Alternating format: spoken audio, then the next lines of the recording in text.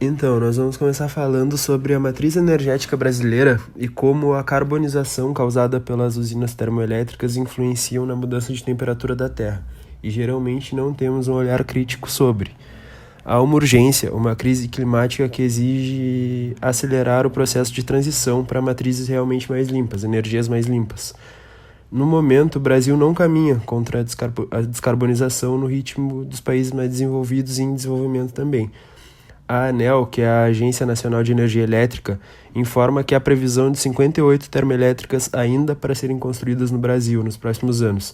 Esse é um tema que devemos analisar com criticidade, apesar de não termos educação ambiental crítica necessária para isso no nosso dia a dia para discernirmos sobre o assunto.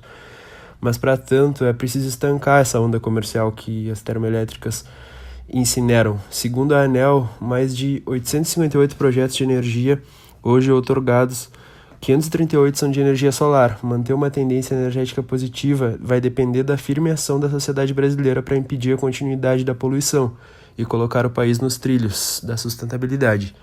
A mudança climática já chegou, inclusive no Brasil, que contabiliza dados negativos na sua infraestrutura hídrica, que se acentuaram ao longo dos últimos 10 anos. A seca esporádica que atinge fortemente o sudeste brasileiro, para a qual contribui o efeito Laninha, é agravada pelos efeitos permanentes e progressivos do aquecimento global. As condições naturais estão mudando de forma desestruturante e progressiva, contabilizando em média o acréscimo de temperatura de 1 grau Celsius. Estamos caminhando para atingir 1,5 grau Celsius em poucos anos. A nossa geração está próxima do ponto alto de risco, considerando o limite máximo de ser mantido até 2100, conforme os cientistas combinaram na negociação do Acordo de Paris, né?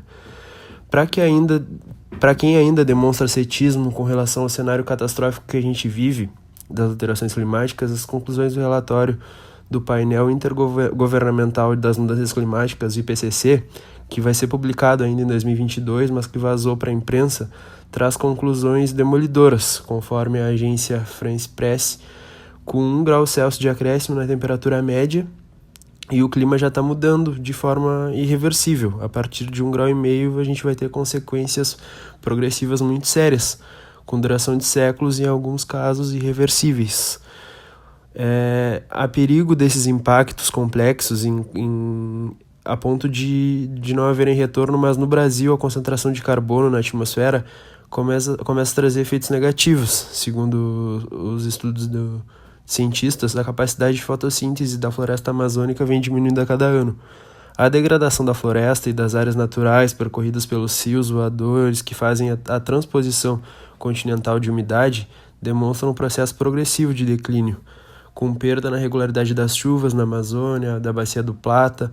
A era das mudanças climáticas traz uma nova realidade, que impactará o modo de vida da sociedade humana, e a gravidade da situação inspira um caráter de urgência, principalmente no Brasil, que, como nós já falamos, está muito atrás dos países desenvolvidos e até mesmo dos países em desenvolvimento.